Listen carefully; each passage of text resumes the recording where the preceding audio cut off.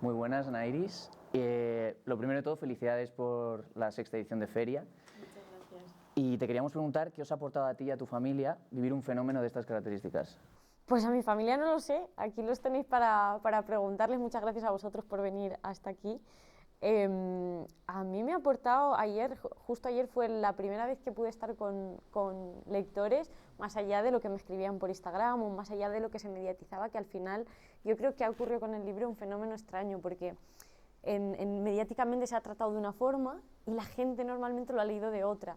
Entonces, mediáticamente se ha tratado mucho desde el punto de vista político, ideológico, y se ha analizado mucho desde ahí o en Twitter. Y los lectores, en la mayoría de ocasiones, lo leen desde otro punto de vista más costumbrista, me cuentan pues, a qué les ha recordado, a su familia, me hablan de su familia, de sus pueblos. Y ayer firmé libros y fue la primera vez que pude estar en contacto con un montón de gente sin ceros y unos y sin Instagram de por medio y sin email de por medio. Entonces fue muy bonito porque realmente me di cuenta que lo que más me ha aportado es el cariño y el amor de un montón de gente, que claro, yo supongo que a los autores siempre les ocurre, ¿no? Que le cojan cariño a un personaje tuyo debe ser precioso, pero es que en el caso de mi libro además son gente que existe, que están aquí ahora, ¿no? Es mi prima pequeña, es mi abuelo, son mis tías, entonces es muy raro y es muy bonito. Me decían los chavales ayer, estábamos hablando de tu padre y de tu madre como si fuesen nuestros. Y la verdad que ayer sobre todo fue muy impactante ver eso, ¿no? Ver el amor de tanta gente y que es el amor hacia sus propias familias a la vez, ¿no? Hacia sus propias vivencias o territorios. Entonces yo creo que básicamente eso, el amor de un montón de gente que no me esperaba y que ha sido precioso. Qué bueno. Y bueno, ¿qué crees que significa y qué dice de la sociedad actual que hayamos venido aquí a ver tu pueblo como si fuera un museo? Como si fuera un museo. Es que yo creo que para eso ha quedado mucho. Esto lo dice Sergio del Molino, lo dice además sobre La Mancha, en La España vacía. Habla de cómo al final los pueblos, o lo que ahora se ha convenido en llamar el rural, que parece que siempre sitios bucólicos y preciosos, que normalmente nos recuerdan a Asturias o a Galicia y no a lugares como este, han quedado para ser el refugio de aquellos que viven en las grandes ciudades o que tienen que irse a trabajar a las grandes ciudades. Yo creo que si ese es el único futuro que le queda es muy poco, ¿no? Me preguntaban hace poco por el sentido de la memoria en el rural y yo pensaba que, joder, si no existe unos legatarios, ¿no? Alguien a quien transmitirle esa memoria, la propia memoria no tiene sentido, ¿no? O sea, si no existe alguien a quien contarle una historia, ¿de qué sirve tu historia? Y creo que es terrible, ¿no? Que hayamos basado la economía de un montón de regiones españolas en desindustrializarlas y convertirlas en el parque turístico, además cerca de Madrid, con lo cual aquí vienen, se hacen 4 fotos y se van, ni siquiera consumen demasiado. Y creo que es terrible, ¿no? Que obviamente tenemos un país precioso y que es inevitable y es muy bonito atraer el turismo y que nos conozcan y que nos conozcamos nosotros a nosotros mismos, pero que basar la economía y la idiosincrasia de un pueblo en el turismo es algo terrible y se deben dar más opciones, ¿no? Para aquellos que quieren quedarse y no tener que marcharse y ser visitantes en sus propios lugares. Ya, total. Bueno, hay un momento en tu vida en el que te das cuenta de que te encuentras inmersa como en esta espiral de precariedad cool y lo que se identifica como clase media aspiracional, sí. Que es un resumen que podríamos resumirlo en trabajos temporales, relaciones frágiles, muchísimo consumo y mucha apariencia. Y bueno, en el libro narras uno de los momentos en los que te replanteas un poco lo que estás viviendo y bueno, es en tu anterior piso en Malasaña, echando unas plays con tu amigo Jaime. ¿Recuerdas más momentos de lucidez en el que comenzases a repensar tu realidad de aquel entonces? Sí, vivía también con mi primo que está ahí. Él también vivía en ese piso de Malasaña. Me acuerdo que estaba Jaime, que es una persona muy lúcida, ¿no? Que con cero conocimientos librescos, yo creo que cada vez tendemos más a valorar los conocimientos académicos y librescos de una persona y menos los vivenciales, los denostamos mucho.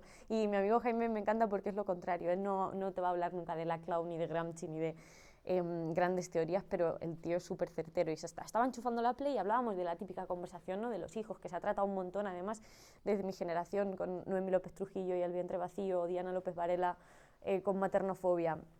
Y se señalaba siempre la cuestión material, ¿no? Que yo creo que mi generación ha hecho muy bien en señalar desde el 15M, siempre reconozco esto porque creo que es importante, y más ahora que hace una década que ocurrió de Juventud sin futuro, aquel sin casa, sin curro, sin pensión, pero Jaime me hizo ver que era algo que trascendía, ¿no? Me dijo, pero si tú tienes más dinero del que tenían tus padres con tu edad, o sea, no tengas morro, porque yo al final también lo escribí hace poco para comisiones, yo he vivido 3 seres y aún así he tenido suerte. O sea, cuando le cuento mi vida laboral a alguien, ¿no? Yo empecé a trabajar muy joven, en cuanto salí de la universidad en Telva, en medios, y luego trabajé en Vice, y he tenido 3 seres y unas condiciones laborales muy inestables y en muchos casos precarias, ¿no? Porque al final trabajas de lo tuyo por 1.100 euros, que es como, bueno, pues igual me salía más a cuenta trabajar en Desigual, que yo también trabajé en Desigual y cobraba, con respecto a lo que cobraba en medio luego, una pasta.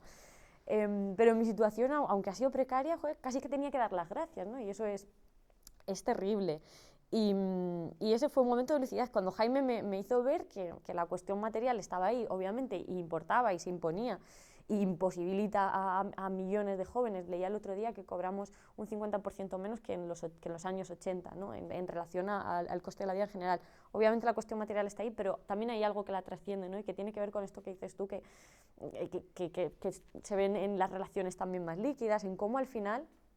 Yo hablo a veces de que hemos abrazado nuestra jaula, ¿no? Porque rechazamos el liberalismo económico y, sin embargo, su cara antropológica no la identificamos muchas veces. O sea, sabemos ver muy bien cómo las condiciones materiales de la Inglaterra del siglo XIX imponían, por ejemplo, a las mujeres una cosmovisión, o a las mujeres y a los hombres, a los obreros, etcétera, pero no sabemos ver cómo permea en nosotros este turbocapitalismo y cómo va más allá, ¿no? De lo material, y nos afecta también en cómo nos relacionamos los unos con los otros, en nuestras aspiraciones, esa clase media aspiracional de la que hablas, ¿no?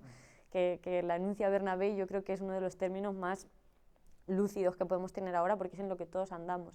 O sea, ¿cómo no vas a creer que eres clase media si vives en Malasaña, si tienes Netflix, HBO, Filmin, todas las plataformas, todo el ocio barato que quieras a tu disposición, y te puedes ir al Primavera? Pues...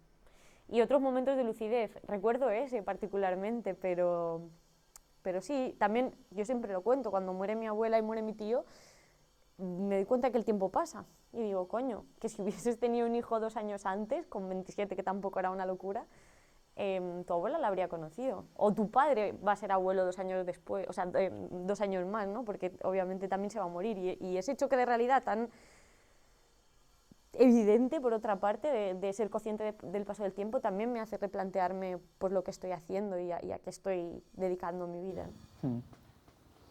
Y bueno, volviendo un poco al tema de lo rural, de lo que hablábamos antes, ¿crees que es posible eliminar el estigma de lo rural sin caer en la romantización?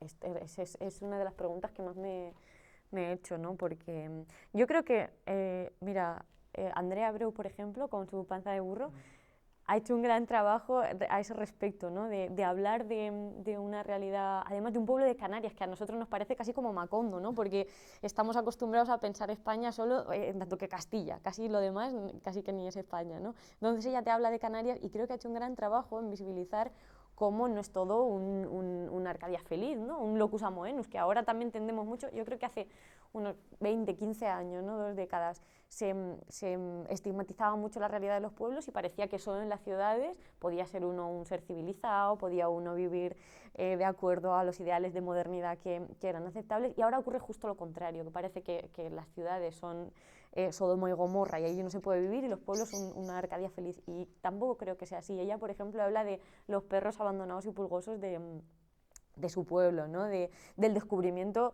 de manera muy abrupta, y tampoco quiero desvelar nada del libro, ¿no? Del sexo, de una realidad súper precaria relacionada también con el turismo, ¿no? Con la conversión de ese rural en un parque de atracciones, y encima en Canarias. Entonces creo que es muy complicado, pero sí que creo que se está haciendo mucho en ese sentido. Daniel Gascón, con Un hipster en la España vacía también, ¿no? Que habla de cómo los modernos ahora, pues ese cambio de paradigma, ¿no? Que es siempre maniqueo y bipolar, tiene que ver con esto es bueno en este momento, esto es malo, ¿no?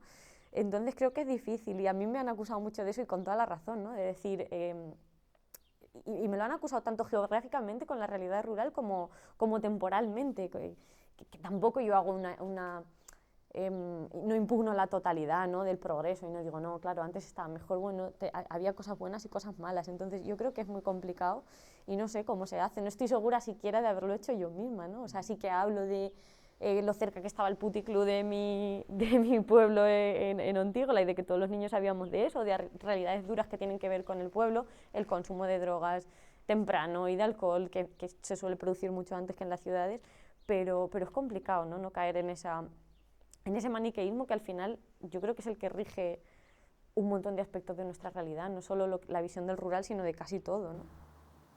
Total. Y bueno, por otra parte, en tu libro da la sensación de que nos han colado una idea de libertad, que es libertad como para consumir y poco más. Y a pesar de ser bastante pobre, ha tenido un gran éxito. Y bueno, queríamos preguntarte con qué identificas entonces tú la libertad. Mira, el otro día estaba en misa y el cura identificaba la libertad con la fe. Y dije, jo, esto se lo cuentas a cualquiera, le cuentas a cualquiera que acatando unos dogmas de fe muy férreos y que van parejos a una moral, ¿no? y a un estilo de vida y a una cosmovisión que no es tuya propia. O sea, parece que ahora la libertad es únicamente la libertad para autodeterminarse, para autodeterminar la realidad o para construirla, no para acatarla o para vivirla en cierto modo. Y dije, joder, en este sermón se veía como, hostia, se lo cuentas a cualquiera y ahora mismo le parece, le explota la cabeza, ¿no? Yo creo que es eso, que la libertad existe en tanto que seamos individuos aislados, según lo que se nos plantea ahora, ¿no? Los liberales, en el fondo, lo que piensan es que el individuo es la unidad de sentido de la existencia. Yo es que tengo grandes problemas con la libertad, porque no la concibo siquiera como algo muy importante. Creo que el sentido ha de articularse, que la unidad mínima de sentido nunca va a ser el individuo, ¿no? Esto discutían Armesilla y Libertad y lo que surja, discutían hace poco porque Libertad y lo que surja venía a defender como que sí que puede existir el individuo aislado y tal. Decía, pero ¿quién le enseña a hablar? ¿Quién le da vida? Siempre somos en relación al otro. Entonces, no sé, yo tengo grandes conflictos con el concepto y para mí la libertad es la libertad de poder hacer lo que debes, ¿no? Creo que es de algún clásico griego esta frase, que ahora mismo no sé mencionar, pero sí, es la libertad de poder hacer lo que se debe y lo que es bueno para la comunidad y que trascienda al individuo.